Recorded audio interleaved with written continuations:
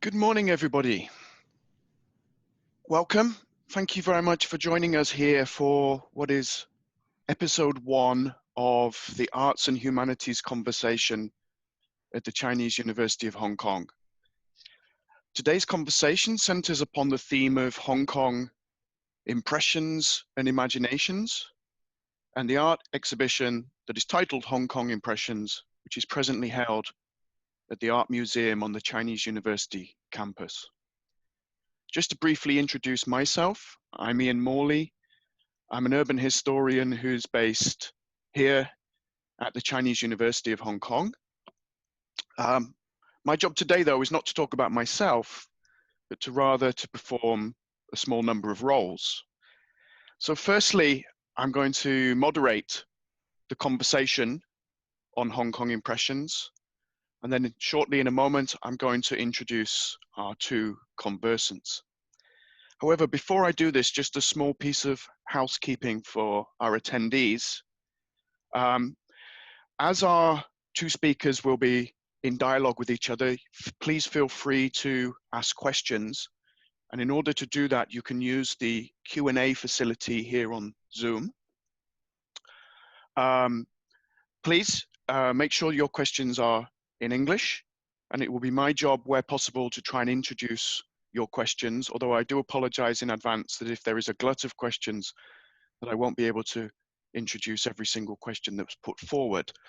But nonetheless, the idea is that we'll have our two speakers in dialogue with each other, and then in the second half of today's conversation, what I will do is I will purposefully kind of stop the conversation, and therefore at that point introduce questions that if there is a number of questions that are being put forward. So we'll definitely have a Q&A from you, the public. So please do feel free just to put forward your questions should things come into your mind. With regards to our two conversants, I'm very happy to introduce to you, firstly, Mr. Mark Barnekow. Mark, welcome. Thank you very much for being with us today. Thanks for having me. Thank you. Let me just briefly introduce Mark so that, again, our attendees have an idea of who you are and your experiences and what you can bring to the conversation today. So Mark was educated at the University of Wisconsin-Madison, and he also has graduate education experience at the University of Chicago, namely within the Booth School of Business. Mark presently works as the executive director of the University of Chicago's Francis and Rose Yun campus here in Hong Kong. Other than a CEO, Mark has a reputation. He's known for his work in the non-profit sector. He is the founder of what is called Contemporati. Let me just briefly give you the website to that non-profits organization. The website is www.contemporati.com. Let me just repeat that. www.contemporati.com. That's a non-profit arts organization that is centered in San Francisco in the US. And its purpose of being is to act as a repository to record and to share the works and lives of international artists, particularly those who are of the Chinese diaspora in the United States. So again, thank you, Mark, for your time, and thank you for being here with us today. Our second conversant is Professor Josh Yu, who is the director of the CUHK Art Museum. Akin to our first speaker, he has educational experience at the University of Chicago, but Professor Yu also has a doctorate which comes from Oxford University in the UK. Professor Yu has work experience. He acted as the curator of the Foster Foundation of Chinese Art, which is based in Seattle. But since joining CUHK, he has curated more than 30 special exhibitions. And as a scholar, he specializes in late imperial and modern Chinese art. And he has a a number of publications within books and journals in that regard. More so, he's an advisor to the Hong Kong Arts Development Council and is an international consultant to the National Art Museum of China. So good morning to you, Josh. And again, thank you very much for being here with us today. Morning, Ian. Good morning, everybody. Okay, I think, Josh, what I'm going to do is I'll just start with you, if I may, to start the conversation. And I have two questions with respect to the Hong Kong Impressions exhibition. Please, Mark, feel free to respond at any time you wish. So firstly, how did the exhibition come about? And then in conjunction with that question, what were the motivations behind the holding of the exhibition on the CUHK campus? Thank you, Ian, for the question. The Art Museum at the Chinese University of Hong Kong has an excellent collection of Chinese art. We have over 15,000 objects. And one of the joys and challenges of being a custodian of a public collection is to make connections of various art pieces that we have in the collection. And it has come to my attention that we have a very important body of artworks that depict Hong Kong. This body of artworks actually come in at different time periods over the past 5 decades. And they were given to us by various donors and in different times. And some of the donors are artists themselves. Some of them are by the descendants of the artists. And one of the artworks that are particularly attractive to me is a monumental artwork by a Cantonese painter, Ye Yinchuan or Yip Yanchun. So last year when I was admiring that painting again, I was hoping that we might perhaps do a show about the subject that he was depicting, which was the Pearl of the Orient, Hong Kong. And then I was talking to my team about this. Our registrars and our curators were able to pull together 100 objects in our permanent collection that depict various places of Hong Kong. And at that time, I realized that was the first time that we had looked at this body of works together as a team. And so I thought, well, maybe this is now a good time to show this group of paintings because we have never really systematically shown depictions and paintings of Hong Kong before. And then once we have decided to have that idea, I remember seeing 2 collections of old photographs of Hong Kong that coincide with the periods that are depicted in the paintings of the collections, because the paintings that are of concern to us are mostly from the mid-20th century. And so the subject of the exhibition this time of Hong Kong Impressions is that we are focusing primarily from the 1940s to the 1970s. And one reason for this particular period is largely serendipity, because this actually reflects the strength of the collection in CUHK. We don't have that many paintings of Hong Kong from the 1980s and 1990s or from an earlier period, but we do have a very nice body of works from the mid-20th century onwards. And so when we started to look at these paintings, I realized I have 2 old friends from Seattle who visited Hong Kong in the 1950s. And at that time, they were young lads in their 20s. And before I left Seattle in 2013, they had actually showed me photographs of these of Hong Kong in the forms of slides that they took back then. And then I've forgotten about these slides actually for some years. But last year when we decided to do this exhibition, and I came to remember these 2 groups of slides. And one reason why these slides are so important is because I've learned later from other photography experts is that original slides in color of the 1950s are very, very rare. And then I thought, oh wow, actually, these 2 friends that I've known from Seattle, they have these images. And so I wrote them last year, and I asked whether they would be willing to consider donating that body of works to us. And both of them, now in the late 80s or early 90s, have graciously agreed And immediately they send me the images through FedEx, and that's how this exhibition idea came about. And I think it was last summer. Mark, correct me if I'm wrong. I remember we have had several discussions about potential collaborations between the University of Chicago and the Chinese University of Hong Kong. And knowing that you are an art lover, I think I may have mentioned this idea of Hong Kong paintings to you around last summer. And I remember quite vividly that you were very enthusiastic about this body of works. Is that right? And so I think that's how we came about talking about doing this exhibition together. Right. In fact, I think you showed me Pearl of the Orient, and I said, I'd like to have that at the UN campus to display. And I think that started the whole conversation about having this exhibition, which I'm thrilled to be a part of. And I should mention that if you haven't seen the exhibition, you must go to CUHK and see the exhibition.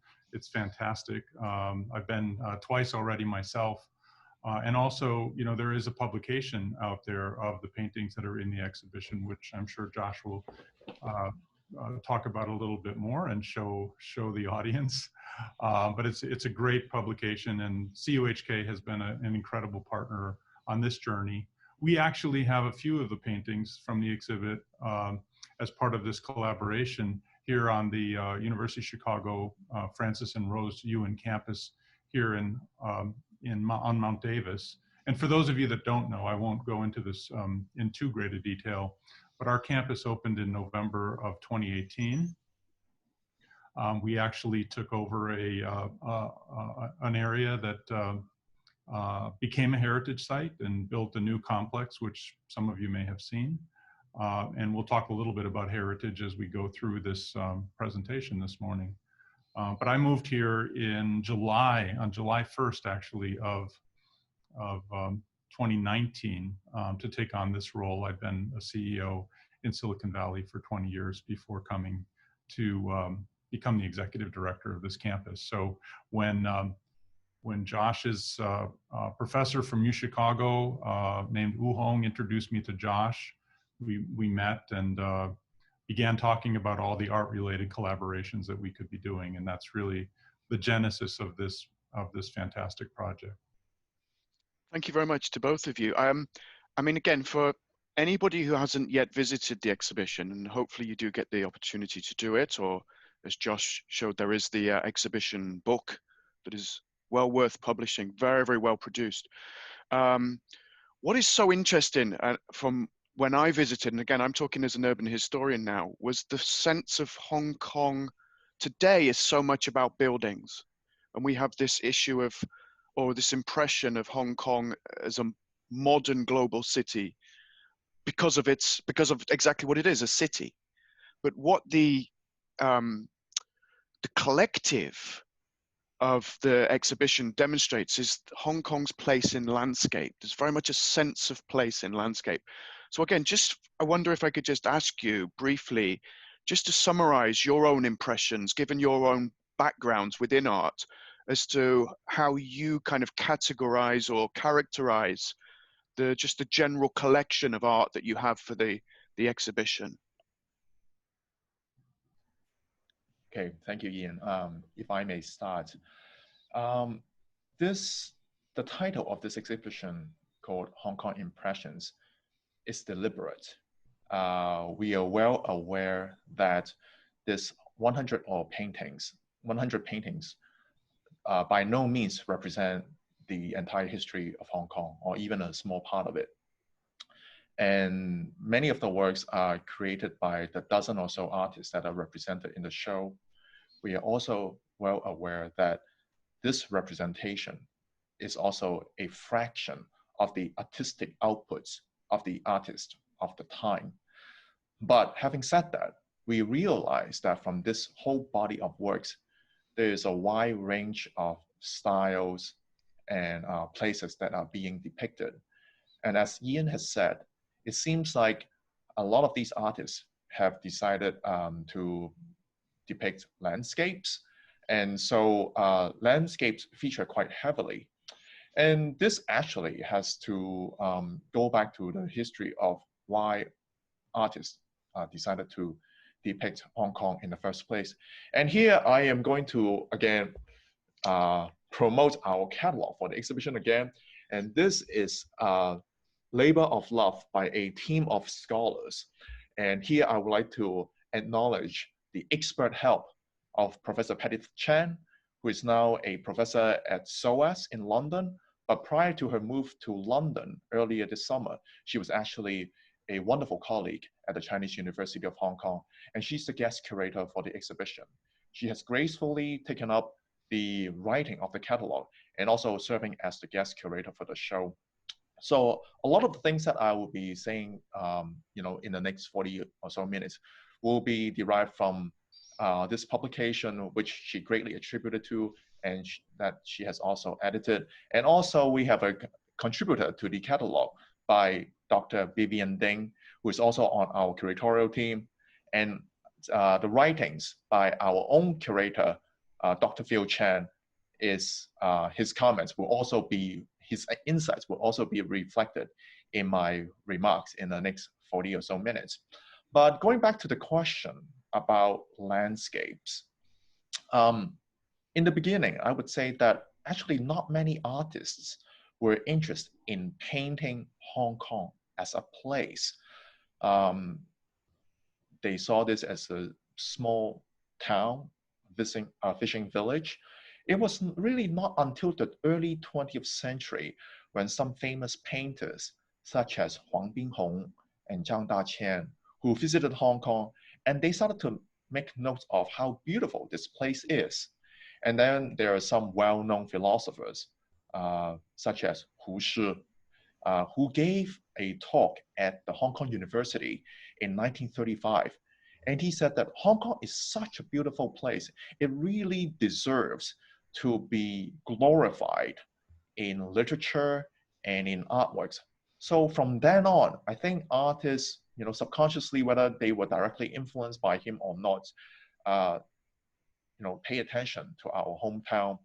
And at the same time, the Hong Kong government was also trying to push the tourism industry in Hong Kong. And so they set up the Hong Kong Travel Association in the 1930s. And at that time, they started to promote the city as the Riviera of the Orient. So of course, one way for them to do so will be to pick out famous sceneries, or at that time, well-known sceneries, and then to put them on posters, postcards, and so on. And then the artists had also, contributed in a similar manner by picking places that they like best. And it so happens that some of the places that they depict are now the rural areas in Hong Kong and the Victoria Peak. And some of these places are now what we would consider to be landscapes. But I think maybe at that time, the intention for these artists was not necessarily to go out and thinking to themselves that today I need to paint a landscape of Hong Kong, but rather it was more like these artists had an artistic inclination to depict natural sceneries, and so they went out and then they just find places that were convenient for their visits, and then they started painting. And then in our show, we find that actually a group of, there are almost equal distribution of artworks concerning Hong Kong Island and Kowloon and New Territories. Okay, thank you. We'll come back to some, I know you've got some images that you'd like to show us. So we'll come back to that in a moment as, again, a representation of what the exhibition is in its physical form. Mark, I wonder if you just have anything that you'd like to just add, maybe contextually or picking up on anything that Josh has said. Please feel free just to add what you wish. Yeah, I find this period a fascinating period. In fact, we have designed a program we call Hong Kong Redux here at the UN campus in Hong Kong to specifically address the artistic and literary and music period of the time. And what really strikes me as a real driver was the increase in the population of Hong Kong of that period. And the numbers, which are kind of eye-popping for me, to give you a sense, in 1945, there were 600,000 people living in Hong Kong. By 1951, there were 2.1 million people living in Hong Kong. In 1961, 3.1 million. And today, as we know, there's 7.1 million people living in Hong Kong. So the density of the population and some of the needs of Hong Kong to serve that population with some of the basic necessities as immigrants came from across the border in China to take up either a permanent home here in Hong Kong or to move on to other places and become diaspora, as we talked about earlier, really drove the economy. And the only way, what we see today with some of these images is landscape painting, and we see Hong Kong landscape as an art piece. But the only way that Hong Kong could accommodate this rapid rise in population and population density was to construct high rises. Mm-hmm. And as we all know, there's about 9,000 high rises in Hong Kong today, which in many ways, as we go through these painting examples, you'll see have obscured what we would traditionally think of as a Chinese landscape painting. And I think that's one of the things that Josh and I have talked about as well, with so many artists that came to Hong Kong from China back in the late 40s, early 50s, viewed Hong Kong as something of the kind of landscape they were accustomed to painting, and we see that in some of these paintings that we'll be showing you today. Thank you very much. I mean, it is, yes, as you say. I mean, if we just take 1940 to 70, I mean, it's an incredible period of history. You have the disruption of World War II. As you say, you then have from the late 40s, 50s, the mass immigration. There's a number of issues that are taking place. And again, for myself as an urban historian, just broadly speaking, it's a period when you get this rise of internationalized architecture. And in a sense, a loss of sense of place. Yet what the exhibition is so strongly presenting through, again, reference to landscape is this, again, this unique character, or this very distinct character that there is to Hong Kong. So maybe on that point, Josh, would you like to just again introduce to us some of the exhibits that you have, and please feel free to describe them, or again, Mark, please feel free just to add in as you so wish. Sure, I'll be happy to. Thank you. I am going to use the share screen function. And here we go.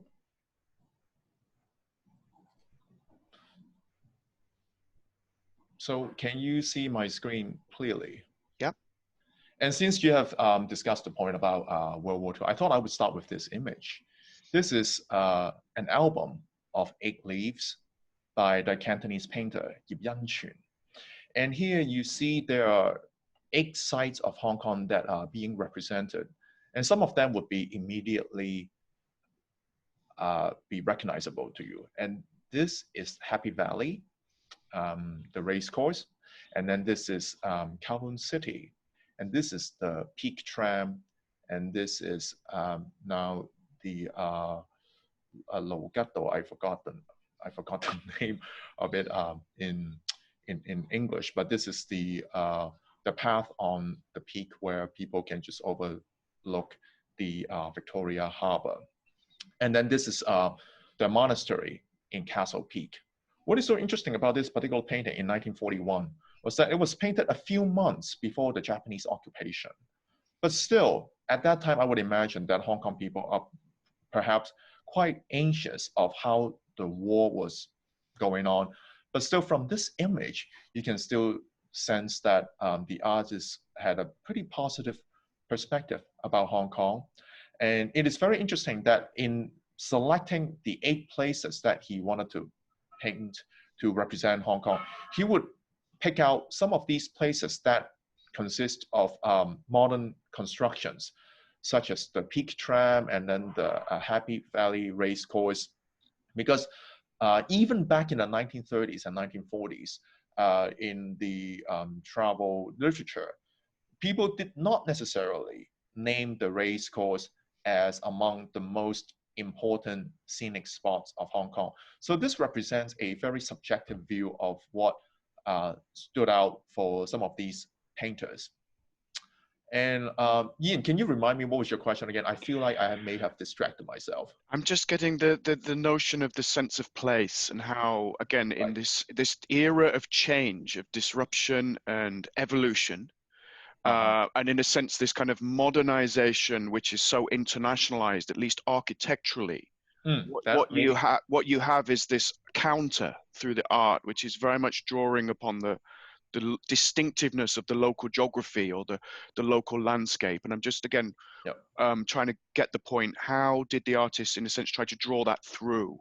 What, you know, what were they maybe doing? Maybe through technique even, in order to kind of create that, as I've said, the sense of place is what Hong Kong is. This is a very important question, and in fact, it is a central question that we are trying to grapple with in organizing this exhibition. And this is the star piece of the exhibition that I mentioned from the very beginning. This is a panoramic depiction of Hong Kong Island from you know, looking from the Kowloon side, and sharp-eyed viewers would recognize some of these paintings some of these architecture right away. This is Bank of China on the left, and then we see HSBC. This is the former Hong Kong Club, and this building here is what is now the Court of Final Appeal. So this is the Queen's Building, and then there and the Union Building and Princess Building is at the back, and this building here at the back is was the residence of the former Hong Kong governors. But going back, so a lot of these places could be recognized in this painting. But to answer Ian's question, what is so challenging about this exhibition is that we have to reconcile the artist's subjective interpretation of Hong Kong at that time versus the objective truth. So obviously, some of these paintings that are depicted are real places, and then their locations are relatively accurate. This is on the eastern part, you know, you know, this is the central district, and then you have the western part of Hong Kong, Sai Ying Pun and Sai Wan, here depicted on the right-hand side of the painting. And here you see Peak Tram. But as we look closer at this painting, right, and so these are some of the iconic buildings that we saw. But then as we move westward to see the western part of Hong Kong, we start to realize that maybe many of these little buildings that you see here on the screen are not necessarily accurate renderings of actual buildings, but rather the artist was intent of giving you an impression of the various low rises that one could see in the western part of Hong Kong Island at that time. Because obviously not all of those buildings that were built in the first half of the 20th century were by famous architects, and not all of them would have distinguished architectural features. So in order for the artist to give the viewers a sense of the business of that part of Hong Kong, you know, he was only resolved to, you know, pick out a few major paintings in the central area, but then in the western part, then he would probably have to make do with just giving us a sense of how busy and how crowded that part might be. But having said that, there are still some places that one could perhaps pick out. For instance, right in the middle of the painting, this part here, with the help of Professor Joseph Deng, who was formerly the director of the Hong Kong History Museum, he believes that this is the what is now known as Tai Kwun, the former police station. And this building here has now been demolished and becomes what is now the Hang Seng Bank headquarters. So in this relation, we can probably imagine that this would be the united pier which was the only pier that would allow vehicular ferries to ferry the cars and vehicles across the harbor. And here I should also mention that in doing this exhibition, of course, it is very interesting to us, for those of us who were born and raised here, and for those who have spent a long time in Hong Kong, to try to pick out places and pieces that we might recognize and to think that, oh, this is what Hong Kong was like, to try to figure out the differences, and at the same time to try to find out places that still remain the same. But I think another joy in going through these paintings is actually to think about how certain lifestyles may have actually changed at that time. And as I have just mentioned, when Professor Joseph Ding mentioned that this was the pier that ferry vehicles and cars, back in the day, I actually remember sitting in a car in one of these ferries. Well, this would give some indication of my age, but it was a fun ride. And the purpose of me saying that is to remind ourselves that back in the mid-20th century, actually Hong Kong and Kowloon were really quite far apart. It is not as convenient as for the modern visitors who would just spend 20 minutes or 30 minutes to cross the harbor tunnels. Back in those days, crossing the harbor to go to Hong Kong or to go to Kowloon was probably a much bigger deal. So to commute from the island to the new territories or to Kowloon could easily take a day trip. And that reminds me that when we see a wide range of paintings of various areas of Hong Kong that are depicted in this exhibition, oftentimes the artists had to make a serious effort to go to those places, because, for instance, going to Tsuen Wan, it's not like they could take the MT out those days. They have to take the minibus and then to change it to the bus and then to hike for a long time. It was easily a day trip.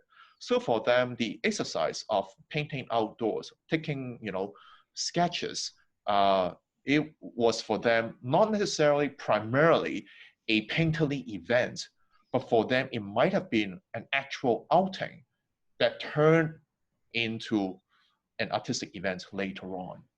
Okay, there's a couple of really interesting points there, and I'm going to definitely come back to this idea of visiting, because I think this really fits in with the notion that the government recently has been promoting domestic tourism. So this, in a sense, kind of opens parts of Hong Kong that people haven't visited for a long time, or the natural landscape, to people who previously haven't considered it. But let me just move to Mark for a moment, please. Mark, for anyone who's not an expert, and sorry, what Josh was touching upon here was the role of art in collective memory, the importance. I wonder if, just again from your experience with, for instance, working with like the Contemporary organization that you have, to anyone who's not an expert in art history, how would you explain how important art is in, again, keeping collective memory or even swaying collective memory? That's a really good question. It was the comment I wanted to make after Josh's comments, because I think about this a lot. I think a lot about the world we live in today. I think a lot about climate change and sustainability. And you try to articulate some of those concepts to younger people. And I've come up with this expression, is that what you are born into is what you inherit. And the social value of these paintings is to help younger people understand what Hong Kong was really like 70 years ago or so. And I think there's an incredible social value to that. And in this time when we're in this incredible pause caused by COVID-19, I think this is a great time to actually reflect on where we came from. But for younger people who are born into the world that we live in today, it's really hard for them to imagine. And I think that is the real power of Chinese painting, is that it's about imagination. When we talk about some of the other paintings, I'll refer to those things. But one of the things that strikes me about the paintings that Josh has shown so far is that they truly have Chinese painting technique. The brush strokes are derived from Chinese painting. The use of space is derived from Chinese painting to get you to imagine what it was like during that period when the artist was actually reflecting on that space. And that's one of the impressions that I have is that these paintings are so open in terms of their spatial composition. And I, have another, because of that population increase, density conversation we had earlier, I did look up some other data, and in 1958, there were freshwater paddy land of about 20,000 acres that by 1967 had declined, then almost in half, right? It was about 12,000 acres left after that 9-year period of time. So, we see the artist capturing what looks to be wide open space and using Chinese techniques for representing that by not painting in the space, as a lot of Western artists do. And where we're at today, which kind of brings me back to my own experience, was my first trip here was as a young man. I was teaching in Taiwan, and I came here in 1981. And so a lot of the places, although they had already been starting to take down some of the important historical buildings, there were still many. And every time I came back to Hong Kong over those next several decades, Hong Kong had changed. And as I've talked to Josh over the years, it was really hard to find the Hong Kong that I had experienced when I was a young man. So I want to just go back to the point that these paintings and these photographs play a really important social value to help us understand where we came from, but also to reflect on where we're going. I think I like to call this a great period of pause, so that we can reflect on where we're going as human beings and in cities like this, and think about the kinds of things that we could be doing to help improve the quality of the air, improve the quality and the cleanliness of the water, improve our ability to recycle some of the plastics that we see floating around in the water. So that also, the historical aspect of social value, and today, and how we can think about how we want to move forward as mankind. With your familiarity with the bigger picture of Chinese art in the 20th century, is there anything, again, in terms of technique, this might be a rather silly question, is there anything that when people came to Hong Kong, or Hong Kong artists, were they doing anything slightly different in terms of just their method of painting? Is there any kind of unique traits, or is it just part of this just general evolution that is, that's broadly taking place, and that's where Hong Kong fits? I'm just wondering, I'm trying to just get an issue, is there a comparative here at all in any kind of way? I think Josh can speak to that from a scholarly standpoint. My observations and my experience is that, and you can see it in the paintings, more traditional style fused with modern styles. And I think Hong Kong was actually a really interesting point in the 1950s, where there was some experimentation going on. And we have some artists, we have so many works in this exhibition, you can actually see the experimentation with styles and colors and technique. And that's, one of the values I think you can get out of seeing this exhibition, is understanding that Hong Kong was really at this interesting period in time when there was a lot of artistic creation going on and a lot of interesting conversations. And Josh, you mentioned Zhang Daqian, and I know personally one of his friends who is still around at age 105. And he actually told me that he and Zhang Daqian had the conversation about bringing color into Chinese paintings here in Hong Kong. And so I think Hong Kong plays this incredible pivotal role in the development of use of color in more traditional Chinese painting. Thank you very much. Josh, would you like to just, again, add anything onto that? Sure. Well, Hong Kong was in a very privileged position back in the early and mid 20th century, because artists at that time were had access to a wide range of artworks that were popular in the West. And so in a sense, their artworks had been nourished by the international arts community at the time. And as we have shown so far, some of the paintings you can see are more in abstract styles. Some of them would give you an impression of the Western naturalism. But here, I wouldn't want to emphasize so much on styles alone, because I think one of the benefits of artists working in Hong Kong is that they can also freely adapt some of these ideas by their Western counterparts. And here, when I said that they are adapting the ideas, it's not just copying somebody's styles or using so-and-so's brushwork, but the whole idea of depicting a panoramic landscape in the first place may not have come across to the Chinese to the Chinese painter. And the first painting that I've shown here, I'm going to use share screen again to show you that image. Talking about it.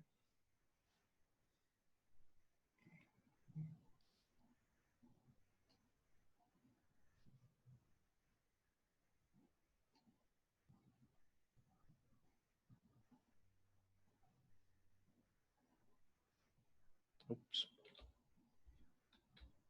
Yep.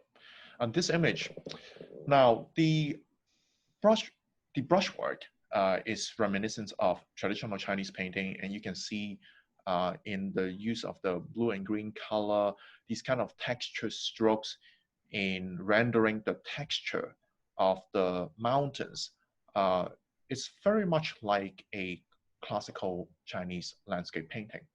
But then the idea of painting Victoria Peak of the Hong Kong Island, one could argue is actually quite Western, because the history of painting Hong Kong, stretches back to the 19th century, and we can see from a lot of export oil paintings of early depictions of the Victoria Harbour, and often they take the form of a horizontal format of the scene.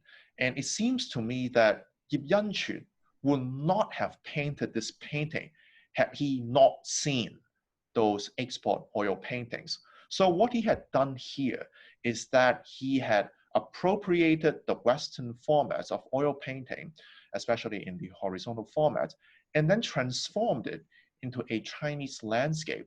And what you see here, this is actually, it looks like one single image, but in actuality, the painting consists of 6 hanging scrolls, and they are placed together. And in this photograph, we have blended all the edges, so you don't see that they are separated. But that's one interesting aspect. And then in another work, here, let me show you. What I find so interesting about that picture, and again, I'm someone from an architectural background and familiar with cityscapes, is it has a horizontal axis, and that emphasizes the scale of the mountains. And right. I mentioned this to you when we saw the exhibition a week or so ago, that the HSBC building, which kind of boasted that it was the tallest structure between Cairo and San Francisco. So in other words, when it was built, it was Asia's first skyscraper. It's absolutely not part of this scene at all, really. It just blends in because it's dominated by something else. And as you say, the dominance is the shape of the mountain, not just the shape of the mountain, but the emphasis on the ravines on the mountain, the character of the hill itself, which, coming from England, is a very un-English landscape. You get a representation that this is certainly maybe a British colonial city, but this certainly isn't Britain. So that's how, again, coming, and also, sorry, there's a picture you show of the Victoria Peak. Similar kind of scene of this, but you get the emphasis on the vertical through the boats. There's a picture that you've got, one of yours, I think it's just, come back. picture 8 on your slides. Oh, yes. Okay. This one, and now the verticality again is not so much the buildings, it's the masts. And it's interesting because in America, the word skyscraper came from tall masts on boats. That's how it was then used in Chicago and New York to describe the new buildings that were going up at the end of the 19th century. So I again find this reference to landscape it's an anti-modern modern, if you know what I mean. It counters the Western narrative, and as I've said, you get this notion that there is a Western kind of influence, but it's not Western. It's a very, very interesting dichotomous picture in a way that when I look at it coming from a Western education and background. But yeah, I mean, it's very, very interesting what you show. I mean, again, Mark, from your understanding of, for instance, in particular Chinese diaspora paintings in the US, is there a similar, again, is this kind of image something that you're familiar with? Is, for instance, San Francisco presented in this kind of way? Or again, how does a image of, say, San Francisco from a Chinese hand compare or contrast with what we see here? Well, a lot of the Chinese diaspora that are located or did locate in San Francisco actually passed through Hong Kong. Okay. So there was Hong Kong was this melting pot of all of these artists who went to different places. I mean, we know Zhang Daqian went to Brazil, and several other artists went to San Francisco or to New York. And just like here in Hong Kong, we see the evolution of painting in so many different ways. Some people who were more traditionalists and evolved their painting style based on paintings like the one you're looking at on the screen, more traditional, but with modern or contemporary elements. Others continued to just paint Chinese traditional painting styles. And then others became, oil painters and painted, in the Western style. So we see just this real incredible, diverse approach to painting that all really much of it emanated from Hong Kong itself. And then we have the abstractionists as well. I think Josh referred to abstraction earlier. And so many of the artists who were in Hong Kong and then went to the States were influenced by the abstract movement, more of the abstract movement in the United States. And so they started to incorporate abstract elements into and collage elements into some of their painting styles. So the US artistic diaspora is a really interesting place to study, but the more I learn about what was going on here in Hong Kong in the 1950s, the more I realize that this was really the birthplace for so many of those artists that went on to develop their styles in the future. Okay, thank you so much. Sorry, Josh, quick, yeah. Yep. I really like what Ian has said about the artist is trying to craft a new narrative of how to look at Hong Kong. Because in this particular image here, earlier we talked about how the artists may be having their subjective viewpoints of the city, and this is one of those examples that you see here. Back in the by the 1950s and 1960s, when Juan Borre was painting this image of Victoria Harbour, the Victoria Harbour would not have been filled with these kind of junks or small boats. It was a very busy harbor with a lot of major cruise line, cargo ships. And so this is probably based on the artist's reading of what he considered to be his the good old days from his standpoint of what Hong Kong meant to him. So in this image here, these boats have, I think, become symbolic in his paintings. And subsequently, in other photographs that you see of Hong Kong, where people would often include a sailboat in the middle of a postcard or a poster. And that was the time that these boats have become a symbolic motif in the paintings. And then mind you, in a painting like this, Victoria Peak is only about 550 meters, which by any measure is a very small mountain, a small peak. So no wonder for a long time Hong Kong artists were, were not really that encouraged in painting, monumental landscapes, because compared to other mountains in mainland China, the Yellow Mountain, Huashan, they could easily be 2,000 square meters, triple the height or quadruple the size of these peaks in Hong Kong. But I think what Huang Bo and some of these artists have done here is to create this monumental composition in the painting to give people a sense that this mountain looks bigger than it is. And one of his conventions of doing that is to lower the mist line so that you can feel that the mountain looks very high up. And in this image, he has also de-emphasized the skyscrapers and the architectures that one might see. So this is what we find to be quite interesting in this exhibition. That is, even though many of these paintings were done in that period of Hong Kong, but some of them are not necessarily accurate in the photographic sense of what Hong Kong was like at that time. But it more so reflects how the artist felt about their hometown back in now, with regards to the sites of the pictures in the exhibition, I believe you have a website. And what I want to do is I want to go back to Mark, just while you're getting that ready to show people and to describe it. Now we're approaching the kind of last 10 minutes. Mark made a really, really interesting point about, and again, in this COVID context that we're living in, this time where we don't internationally travel, and in a sense we have this domestic tourism now, this promotion, and it's in a sense getting people to maybe visit or revisit places and see Hong Kong and natural landscape in a new kind of way, or certainly in a different way. And again, you mentioned sustainable development, Mark, the significance of that.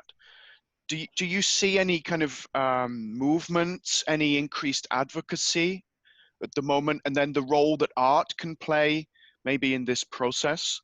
I wonder if there's any comments you'd, again, just like to broadly raise about that topic. Yeah, a couple comments. Going back to the last painting, Josh, you don't have to go back to that painting. I think one of the other interesting aspects of Hong Kong at that time, given that influx of population, was just how many people were actually living on boats. And I wonder whether that was the artist's reflection, even though that wasn't a scene that you might see at that time, but it was his reflection on how many people were actually living and working on boats during that period of time. As far as art in terms of like its role today, I don't, I've been here for now almost a year and a half. I came from San Francisco, which is incredibly socially active when it comes to sustainability, the climate, recycling, use of land, air quality, water quality, all of that. I don't see enough of that here, and maybe I'm not looking in the right places. But I really feel that, and one of our main priorities next year as a campus is to highlight some of those areas and talk about how we can think about a more sustainable urban environment, given the one that we've created for ourselves here in Hong Kong, and try to bring some of that, the mindset around social activism when it comes to air quality. And there's some interesting activities going on today. I'm participant in one of the local universities. They have a project, they call it intermodal transport, which focuses on working with all the public transportation companies and organizations to try to clean up the air quality of Hong Kong. So, I'm incredibly interested in that area to take what we have built here in Hong Kong today and make it even more of a sustainable city, a cleaner city, a socially conscious city when it comes to the environment. Josh, if you'd just like to share your screen, and then you can demonstrate where some of the sites of the paintings were and how they look today. If you could just do that. But I'd just like to, again, encourage any attendees, please, if you do have questions, please, just for the last few minutes, feel free to post questions. And in that respect, I'd just like to offer a question, Mark, to you, maybe. This is from Miss Chang, Crystal Chang. She said she'd like to ask about the use of color. She's uncertain about how Hong Kong influences the use of color in Chinese paintings. Which parts or aspects of Hong Kong affected color use in Chinese painting? So again, just while Josh is sharing his screen, I just wonder if you could just add some comments to that, please. Well, I can speak to that from, you know, my San Francisco perspective and apply it here. And Ian, you and I talked about this in the preparatory call that we had. The light in Hong Kong and the light in San Francisco is what I think inspires artists to think about painting color. We see it today. You know, we have this gorgeous campus over on Mount Davis, and we have so many visitors come just to see the different colors that emanate from a sunset over here on Mount Davis. So I think that's one of the main drivers. It's about light, and that is what inspires artists to draw and to paint color. And Josh, what you have is you have a website. Now, is this website available to the public to access? Yes, this is available to the public, and my colleague will help me to send out a link to all of the participants here. But what you're seeing here is our education team, Heidi and Sophia, have used Google Poly Google, to seek out the contemporary street views of Hong Kong. And then we have juxtaposed the street views with the paintings and photographs that are featured in the exhibition. So for instance, we have here, if you just click on one of those icons, you will find this image here by Yip Yan-chun, or you find this other painting here, then you will find the painting by Huang Bo and a photograph of Hong Kong back in 1958. And then you go to another part of this is in Kowloon, and then you find this is what the peninsula and the pier in Tsim Sha Tsui looked like back in the 1950s. And this is another image of the harbor.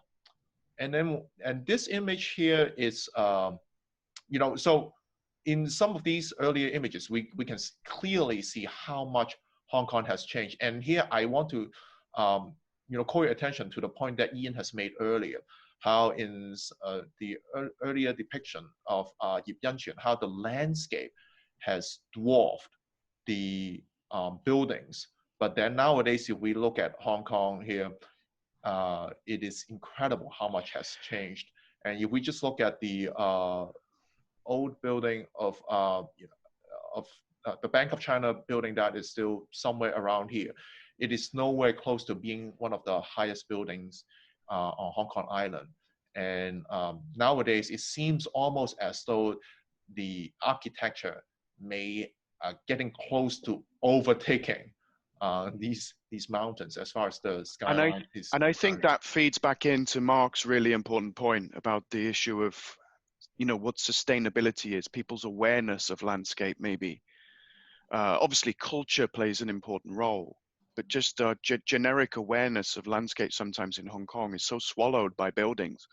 When you see scenes like this, I mean, it's absolutely beautiful. So in a way, these kind of, rather sadly, it's almost like a paradise lost in a sense. Yeah, so, you know, so that's why it is so gratifying to see that some of these places have still remained largely the same. Like for instance, this is Qingzhou, what you would see off. Actually, Mark, I wonder if you can see from your office. This is Qingzhou with the light tower that you can see from Mount Davis. And you know, back in 1950, the artist, when he was painting it, you know, it's basically the same. But what is so interesting about this technology is that we can almost identify exactly the sites where the artist may have been, you know, hiking or you know, just sojourning before he, you know, where he was painting this particular scenery. So obviously, the artist did not go to Qingdao. He was still somewhere on Hong Kong Island on the western tip, maybe by Mount Davis, you know, looking at this lights tower and then do this depiction. I've just got a final question, really just to bring everything to a close. Just before I come to that question, Josh, as someone at the CUHK Museum, could you just please say when the exhibition runs to? What is the closing date? There's still time for people to go and visit. So when is the exhibition open until? The exhibition will open until November 29th in CUHK. But Okay. as Mark mentioned in the beginning of this talk, this exhibition is actually held in both the CUHK campus and also the U Chicago Hong Kong campus. And the display in Chicago, on the Chicago campus, will run for a little bit longer. So Mark? Correct, yes. We will be open to the public in early November, and we have a reservation system on our website at www.uchicago.hk, so you can reserve a slot to come into the campus and see the paintings. And we will run at least until January 1st, if not longer, if Josh allows us to keep the paintings. Okay, great. Thanks, guys, for that. And this is my final question to you. It's a question from one of the attendees of the talk, and they're thanking you very much for your input. And they say, this is from Lung Po. I have two questions. The exhibition proved that there is a landscape tradition in Hong Kong. Apart from attention to the urbanscape, can you explain a bit further why this is important in terms of Chinese art? Will that help us to bring a new dimension in understanding the history of Chinese art? And let's just use that as a closing question for today. Each of you, what would you like to say in response to that question? Josh, you take that one first. Okay. Thank you for that question. That is a very important question. And I think for a long time in the study of Chinese art, Hong Kong art has been marginalized. If you read any textbook on 20th century Chinese art, Hong Kong is hardly mentioned in those textbooks. And oftentimes when it is mentioned, it is on one of the last chapters, a separate chapter that says, oh, other currents outside of the mainland China. And then you have a few pages that describe Hong Kong. But I think what this exhibition has shown is that Hong Kong artists who were active in the 1950s and 1960s at that time, they were probably more daring than their counterparts in mainland China. Well, that's not necessarily because of the artistic inclination. That has also to do with the political situation at the time, where mainland artists were encouraged to use a particular art style, such as the propagandist painting style. But in Hong Kong, artists, as I said earlier, they were exposed to various art journals, art magazines, exhibitions. So they are free to adapt and adopt artistic styles and ideas from all over the place. And here, even though this exhibition has only shown a dozen or so artists, and many of them are actually not even that famous at that time by Hong Kong standard.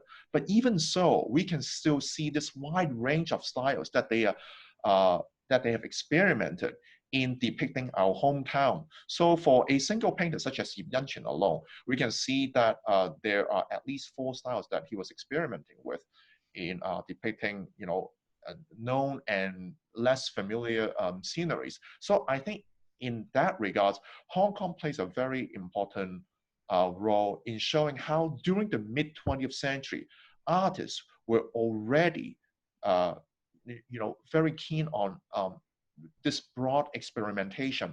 And one of the living painters that are featured in this exhibition, Professor Lucius Wong, who is now in his 80s, his early works are actually represented in this show when he was only a 20-year-old man.